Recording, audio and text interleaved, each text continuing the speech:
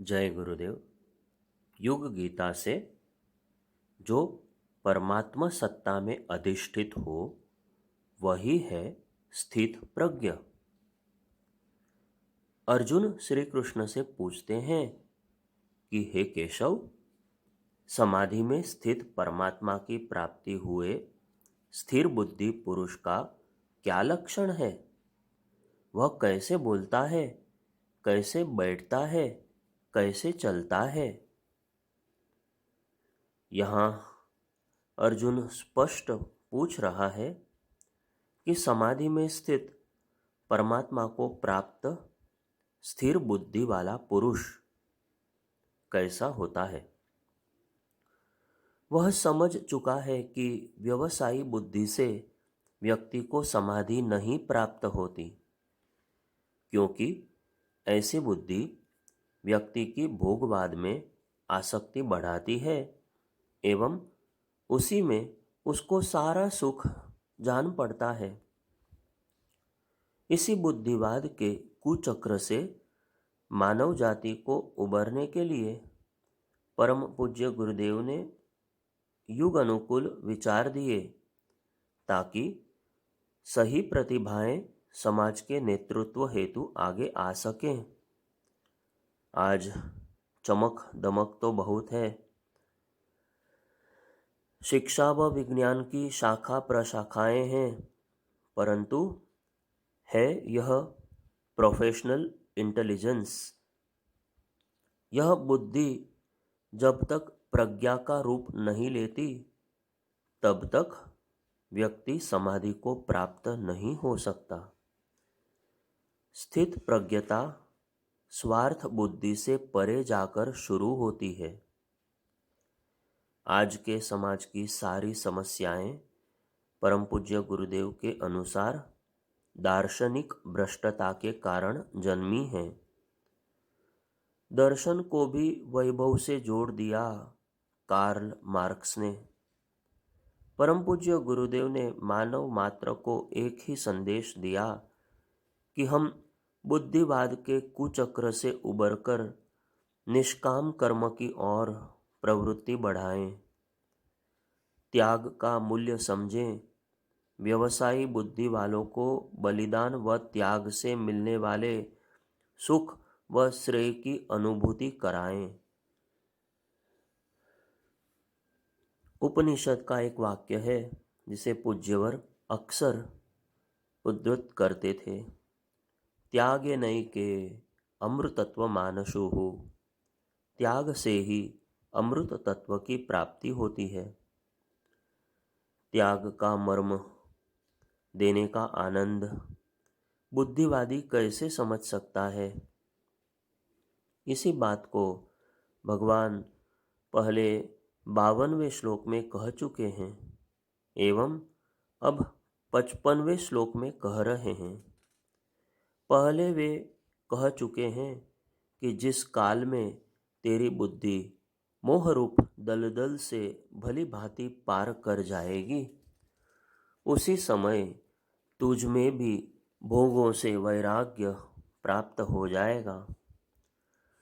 अब वे कह रहे हैं कि हे अर्जुन, जिस काल में यह पुरुष मन में स्थित संपूर्ण कामनाओं को भली भांति त्याग देता है और आत्मा से आत्मा में ही संतुष्ट रहता है, उस काल में वह स्थित प्रज्ञ कहलाता है।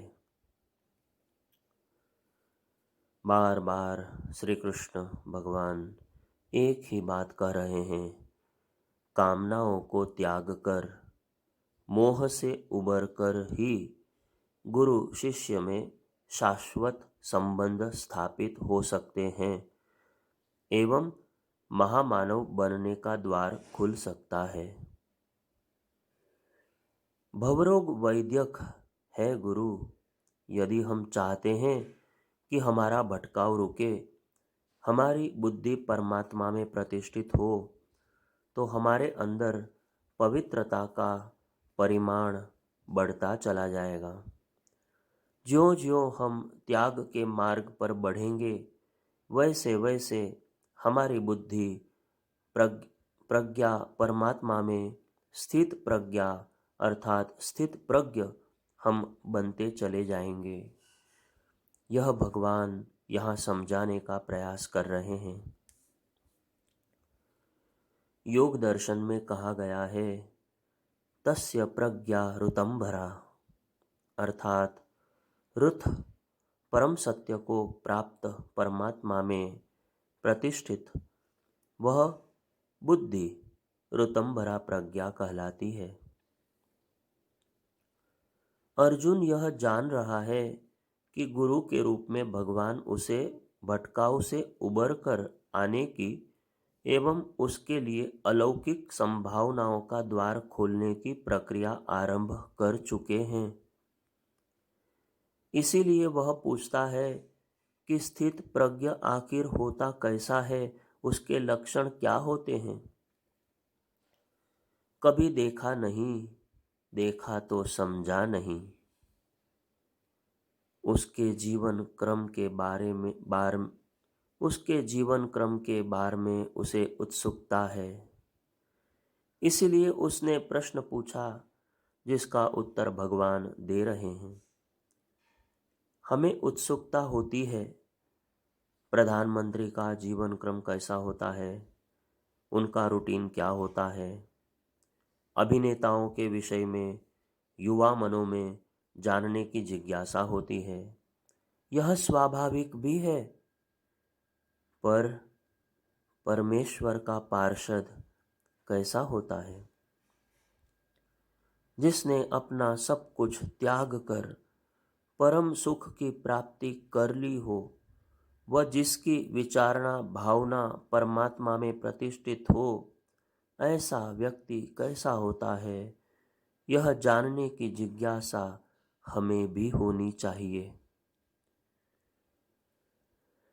यदि हम स्थित प्रज्ञ को बहुत नज़दीक से जानना चाहते हैं तो हमें परम पूज्य गुरुदेव के जीवन के हर पहलू का, हर पक्ष का मार्मिक ढंग से अध्ययन करना चाहिए। परम पूज्य गुरुदेव ने जीवन के हर पक्ष पर न केवल लिखा, उसे स्वयं जिया भी। वे जानते थे कि व्यक्ति के विचार ही उसे उठाते हैं। यही बात उन्होंने धुरी बनाकर प्रस्तुत की व विचार निर्माण की प्रक्रिया का अभ्यास करने हेतु सभी साधकों शिष्यों को प्रेरणा दी। यदि बुद्धि सही होगी, विचार सही होंगे, उनके निर्माण की प्रक्रिया हमें आती होगी, तो हमें यह भी समझ में आ जाएगा कि कैसे योग को प्राप्त हुआ जा सकता है। परमात्मा से नित्य का संयोग कैसे हो सकता है। ध्यान धारणा से लेकर सभी योग परक उपचार एवं तप साधनाएं व्यक्ति के विचारों को परिष्कृत करने के निमित्त ही तो है। यह बात उनने हमें घूंटी की तरह पिलाई है। अखंड ज्योति 1961 में परम पूज्य गुरुदेव ने पृष्ठ 40 पर लिखा है, मुद्दतों से हम यह भी भूल गए हैं कि विचार भी कोई तत्व है और उसका भी मानव जीवन पर कोई प्रभाव पड़ता है। इस विस्मृति का एक ही कारण है कि हम जीवन निर्माण और मनुष्य के सामने उपस्थित ज्वलंत समस्याओं के बारे में न कभी कुछ सोचते हैं, न कहते हैं, न पढ़ते सुनते हैं। ऐसी चर्चा हमें वैसी ही निरर्थक लगती है जैसे भिलनी को रत्न राशि की कीमत एवं उपलब्धि की चर्चा। जो जिस विषय में अपरिचित है वह भला उसमें रस ले भी कैसे सकता है। मानव जीवन की सर्वोपरि शक्ति और संपत्ति उत्कृष्ट विचारणा के संबंध में जब हमें किसी ने कुछ कहा, बताया ही नहीं, तो आखिर उसकी जानकारी होती भी कैसे। अस्तु, हम विचार निर्माण के क्षेत्र में एक प्रकार से शून्य अछूते ही हैं। यदि हम गुरुदेव की विचार क्रांति अभियान की प्रक्रिया को जानने का प्रयास करें तो वह इसी धुरी पर टिकी है। व्यक्ति मात्र को सोचने विचारने सद्बुद्धि का विकास कर जीवन जीने की कला सिखाना। यह विचार यदि पैदा हो सके एवं साधनों भोग विलास की सामग्री के प्रति दृष्टि सही विकसित हो तो निष्काम कर्म करने की प्रवृत्ति जीवन में आएगी। जब हम इस ओर प्रवृत्त होते हैं तो सबसे पहले मोह से उबरते हैं एवं तब हमें स्थित प्रज्ञ बनने का मार्ग स्पष्ट दिखाई देता है। भगवान कह रहे हैं कि जो संपूर्ण कामनाओं को भली भांति त्याग देता है वही व्यक्ति स्थित प्रज्ञ कहा जाता है। साथ ही यह भी कह रहे हैं कि वह आत्मा से आत्मा में ही संतुष्ट रहता है, उस काल में वह स्थित प्रज्ञ कहलाता है।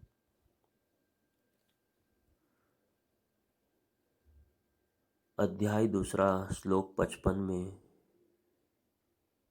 श्री कृष्ण कहते हैं, यहाँ स्थित प्रज्ञ को इस श्लोक के अर्थ के परिप्रेक्ष्य में एवं अर्जुन की जिज्ञासा के संदर्भ में हमें समझने का प्रयास करना चाहिए।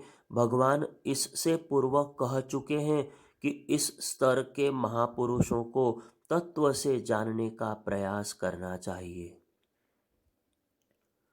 अर्जुन पूछ रहा है कि वह होता कैसा है, उसके लक्षण क्या होते हैं, वह बोलता कैसे है, बैठता कैसे है, वह चलता कैसे है। सामान्यतः ऐसा लगता है कि कैसा मूढ़ की तरह प्रश्न यह पूछा जा रहा है। क्या बहिरंग द्वारा समझा जाए कि स्थित प्रज्ञ कैसा होता है? श्री कृष्ण पहले ही कह चुके हैं, यो माम वेत्ति तत्वतः, जो मुझे तत्व से जान लेता है वह मेरा मर्म जान लेता है। अतः वह सुन जानकर भी अर्जुन की जिज्ञासा समझने योग्य है। दैनंदिन जीवन में स्थित प्रज्ञ पुरुष होता कैसा है, उसे पहचाने कैसे? जो स्थूल इंद्रियों से चर्म चक्षुओं से समझा देखा जा सकता है वह यही कि बोलचाल कैसी है, चलते हैं तो गरिमापूर्ण ढंग से या हल्के फुल्के व्यक्ति की तरह। बहिरंग की हलचल अंदर की मनस्थिति को दर्शाती है। अतः अर्जुन का इस तरह पूछना स्वाभाविक है। किसी भी कार्यकर्ता लोकनायक का स्तर इतने बहिरंग के स्वरूप से ही जाना समझा जा सकता है। वाणी तो बाद में कार्य करती है। पूज्यवर ने भी लोक सेवियों की आचार संहिता में पहले बहिरंग के इन अनुशासनों को साधने की बात कही है। उत्तर बड़ा विलक्षण है भगवान श्री कृष्ण का। वे कहते हैं, स्थित प्रज्ञता जब आ जाती है तब मनुष्य अपनी समस्त कामनाओं को पूरी तरह त्याग देता है, आत्मा से आत्मा में ही संतुष्ट रहता है। कामनाओं से उबरकर आत्मा के सुख में विचरण करने वाला व्यक्ति स्थित प्रज्ञ है, और वह भी तब तक जब तक कि वह यही मनःस्थिति अपनी बनाए रखता है। वासुदेव श्री कृष्ण ने प्रारंभ भी यहीं से किया है, वह अंत भी 71वें श्लोक में यही कहते हैं। विहाय कामान्यः सर्वान् उमाश्चरितनिःस्पृहः निर्ममो निरहङ्कारः स शांतिमधिगच्छति। अर्थात जो पुरुष संपूर्ण कामनाओं को त्याग कर ममता रहित, अहंकार रहित और स्पृहा रहित हुआ विचरता है, वही शांति को प्राप्त होता है एवं स्थित प्रज्ञ कहलाता है। अर्थात मानसिक शांति, समस्वरता, जीवन योग की धुरी एक ही है। विहाय कामान्यः, संपूर्ण त्याग, यही सच्चे शिष्य की संतुलित व्यक्तित्व की निशानी है कि उसकी कोई कामनाएं नहीं रहती। इसीलिए वह शांति को प्राप्त दृष्टिगोचर होता है। वह ममता रहित भी होता है। इस उत्तरार्ध वाले श्लोक के अनुसार ममता अर्थात व्यक्ति, कामना और प्रेम एक साथ नहीं रह सकते। कामना के रहते बुद्धि स्थिर नहीं रह सकती। कामना बांधती है तो भक्ति मुक्त करती है। कामनाएं घसीटती हैं तो भक्ति विसर्जन की ओर ले जाती है। जब कामनाएं हैं, बुद्धि अस्थिर है, तो वह परमात्म चेतना में स्थित पुरुष बन कैसे सकता है। वही व्यक्ति भक्ति प्रज्ञ हो सकता है जिसकी बुद्धि स्थिर हो। जब यह हो जाता है, संसार में मन नहीं रहता, सृष्टि के केंद्र में व्यक्ति स्थित हो जाता है, लगता है सारी हलचलें मेरी हैं, मैं बुद्धि से परे हूं। फिर दुनिया भर के प्रपंच मुझको सता नहीं सकते। नाम क्यों नहीं मिला, यश क्यों नहीं गाया गया, मेरी कीर्ति क्यों नहीं हुई, मेरी निंदा क्यों हुई, यह सब चीजें परेशान नहीं करती। छोटा बच्चा खिलौना टूटने पर रोने लगता है। इसी प्रकार एक अस्थिर व्यक्ति कामनाओं के पूरा न होने पर रोता रहता है, व्यथित होता है तथा तनावग्रस्त हो जाता है। जबकि एक बड़ा बच्चा जिसके लिए खिलौने कोई महत्व नहीं रखते, ऐसा कोई प्रसंग आने पर परेशान नहीं होता। एक परिपक्व व्यक्ति की तरह स्थित प्रज्ञ की स्थिति होती है। ठाकुर रामकृष्ण परमहंस का भतीजा मर गया। समाचार आया तो उनकी प्रतिक्रिया थी कि ऐसा लग रहा है जैसे तकिए में से किसी ने खोल निकाल लिया हो। बिल्कुल सामान्य सी बात में ठाकुर जैसे स्थित प्रज्ञ ने इस हृदय विदारक घटना को उड़ा दिया। ऐसी स्थिति बनती है जब हम कामनाओं से मुक्त होकर आत्मा में स्थित हो जाते हैं। अध्याय दूसरे 56वें श्लोक में भगवान आगे कहते हैं, दुखों की प्राप्ति होने पर जिसके मन में उद्वेग नहीं होता, सुखों की प्राप्ति में जो सर्वथा निस्पृह है तथा जिसके राग, भय और क्रोध नष्ट हो गए हैं, ऐसा मुनि स्थिर बुद्धि कहा जाता है।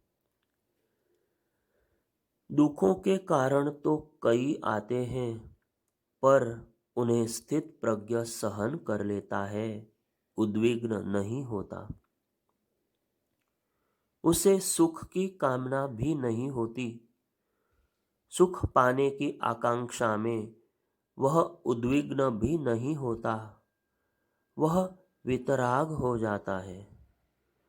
स्वयं को राग, भय, क्रोध से परे चलकर अपनी मनःस्थिति उच्च स्तर की बना लेता है। हम जैसे सामान्य व्यक्ति सुखों की इच्छा बराबर बनाए रखते हैं, दुख में परेशान हो जाते हैं। यही हम में व स्थित प्रज्ञ में सबसे बड़ा अंतर है। परम पूज्य गुरुदेव कहते थे कि दुख को तप बना लो एवं सुख को योग बना लो। दुर्भाग्यवश दुख को भगवान का दिया दंड मानकर परेशान होते रहते हैं एवं सुख को भोग में बदल डालते हैं। भोग की प्रक्रिया अंततः दुख ही देती है। दुख में सभी भगवान को याद करते हैं, सुख में कोई नहीं करता। दुख में सुमिरन सब करें, सुख में करे न कोई। भगवान संकट मोचन की तरह मात्र दुख में हमें याद आते हैं। सुख यदि योग बन जाता एवं हर क्षण हम भोगी की नहीं योगी की दृष्टि रखते तो कभी कष्ट तनाव हमें विक्षुब्ध नहीं करते। परम पूज्य गुरुदेव ने संजीवनी साधना, जीवन जीने की कला के प्रशिक्षण एवं जीवन देवता की साधना आराधना, हमारी वसीयत और विरासत जैसी ऐतिहासिक स्तर की रचनाओं के द्वारा यही प्रतिपादित किया कि हम योगस्थ हो कैसे जिएं। स्थित प्रज्ञ बनने की दिशा में पहली सीढ़ी तो चढ़ें, सुख को भोग एवं दुख को तप बनाकर। उतार चढ़ाव तो आते रहते हैं, प्रत्येक के जीवन भर इनका सामना करना पड़ता है, पर ये आते हैं हमें योगी बनाने के लिए, तपस्वी बनाने के लिए। अगले कुछ श्लोक वासुदेव श्री कृष्ण द्वारा बड़े विलक्षण ढंग से स्थित प्रज्ञ की परिभाषा के रूप में समझाए गए हैं। 57वें श्लोक में भगवान कहते हैं, जो पुरुष स्नेह रहित होकर उस शुभ या अशुभ वस्तु को प्राप्त होकर न प्रसन्न होता है और न द्वेष रखता है, उसकी बुद्धि स्थिर है। इसी प्रकार 58वें श्लोक में एक महत्वपूर्ण बात भगवान के श्रीमुख से निकलती है। कछुआ सब ओर से अपने अंगों को जैसे समेट लेता है, वैसे ही जब यह पुरुष इंद्रियों के विषयों से इंद्रियों को सब प्रकार से हटा लेता है, तब उसकी बुद्धि स्थिर है, ऐसा समझना चाहिए। इन दो श्लोकों के मर्म को हम समझने का प्रयास करें।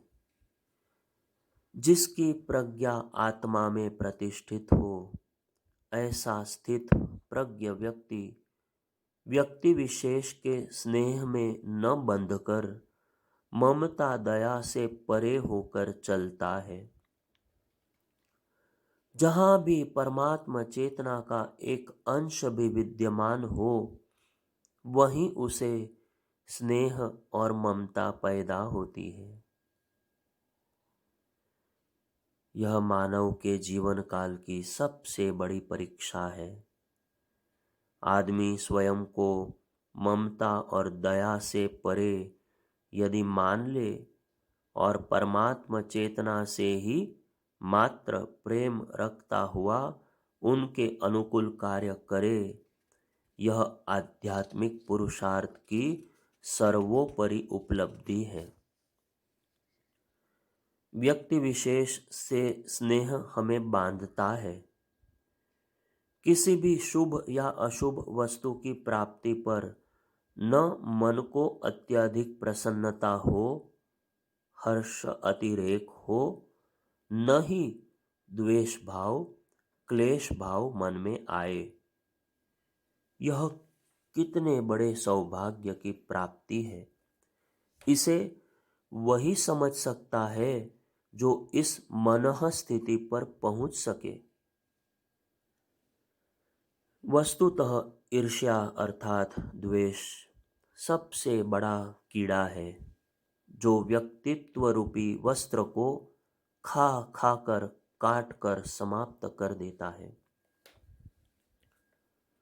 ईर्ष्या व्यक्तित्व को खोखला बनाने वाला एक सबसे बड़ा दुर्गुण है एवं यह किसी अच्छे खासे प्रगति की दिशा में गतिशील व्यक्ति की भी दुर्गति कर उसे पतन की पराकाष्ठा पर पहुंचा देता है।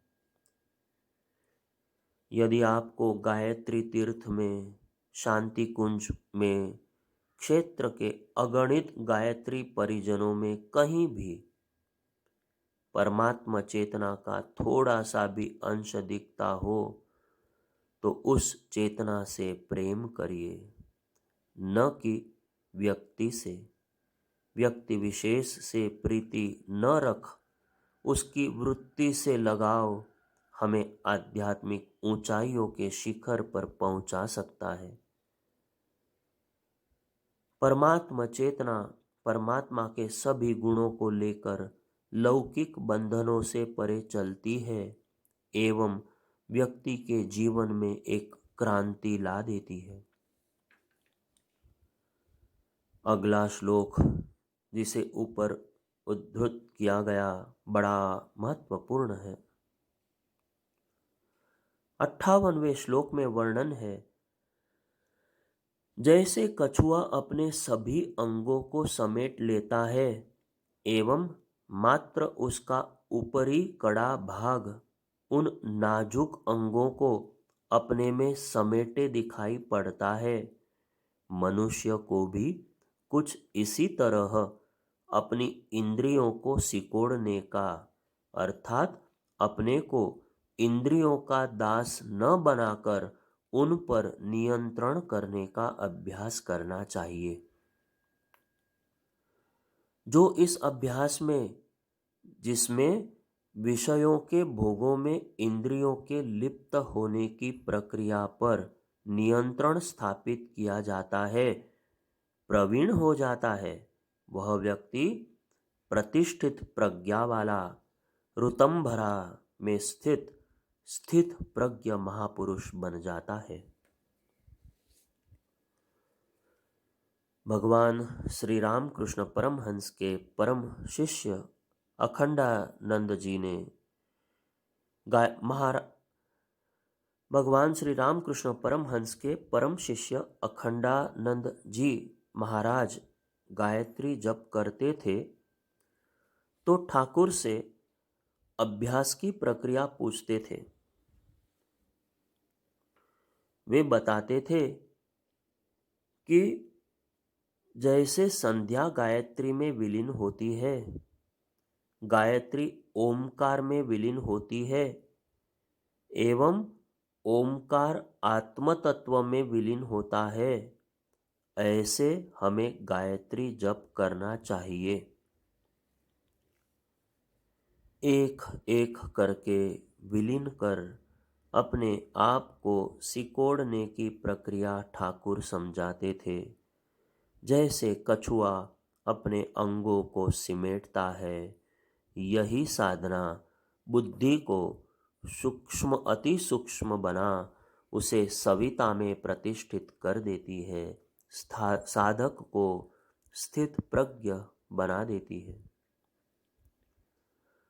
रामकृष्ण मठ की डायरी से निकला यह उद्धरण है एवं हमें साधना के माध्यम से स्थित प्रज्ञ बनने की कला समझा रहा है। जैसे भगवान ने गीता में उदाहरण देकर लिखा है, उसे यदि हम ढंग से समझ सके तो इसे व्यावहारिक ढंग से प्रतिपादित किया जा सकता है। स्थित प्रज्ञ को इंद्रियों को मन में, मन को चित्त में, चित्त को अहम में, अहम को आत्मा में यानी कि शुद्ध अहम में एवं आत्म तत्व को परमात्म तत्व में सिकोड़ने की प्रक्रिया में निष्णांत होना चाहिए।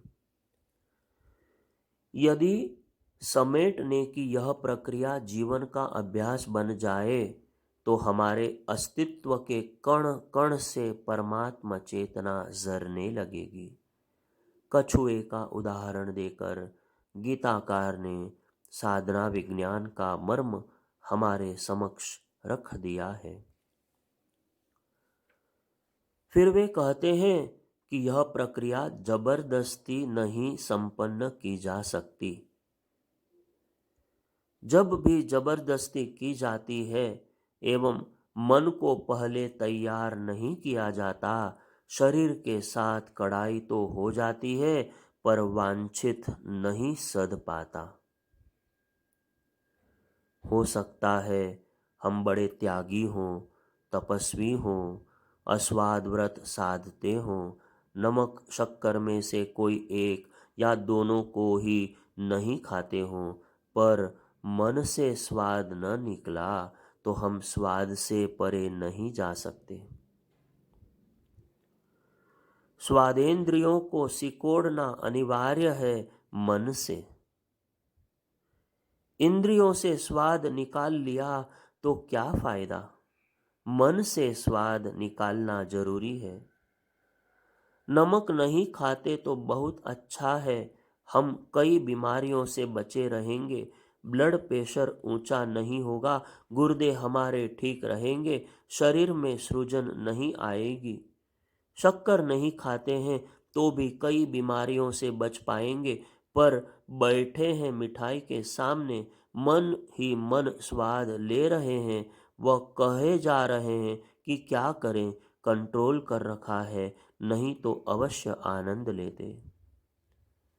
तो फिर यह तप नहीं है, न योग है। हमारा नियंत्रण इंद्रियों पर हो, इसके लिए हमें मन पर जाना होगा, मन से चित्त पर, जहाँ आदतों का, चिर संचित संस्कारों का जखीरा है। चित्त से अहम पर, फिर शुद्ध अहम में स्वयं को प्रतिष्ठित करना होगा। यही आशय है इंद्रियों के विषयों से इंद्रिय को हटाकर प्रज्ञा में प्रतिष्ठित होने का। बाहर के इंद्रिय रस से मन को हटाकर हम रसौवई सह वाले परमात्मा के रस से जोड़ दें। परमात्मा रस ही रस का पर्याय है। बड़ा ही विलक्षण आनंद से भरी अनुभूति का क्षेत्र है यह। इस अनुभूति के बाद सारी इंद्रियों के रसों से विरक्ति हो जाती है। तब न मन कामुक होता है, न कभी कुछ स्वादिष्ट खाने का मन करता है, न आंखें गलत चीज देखने को मचलती है, न भांति भांति की तलबें उठती है जो हमारी इंद्रियों को खोखला बनाने का मार्ग बनाती है। मात्र इंद्रियों द्वारा विषयों को ग्रहण न करने वाले पुरुषों के केवल विषय तो निवृत्त हो जाते हैं, परंतु उनमें रहने वाली आसक्ति से वे निवृत्त नहीं होते। स्थित प्रज्ञ पुरुष की तो आसक्ति से भी निवृत्ति हो जाती है, क्योंकि वह परमात्मा सत्ता में अधिष्ठित हो जाता है। आगे की चर्चा कल करेंगे। जय गुरुदेव।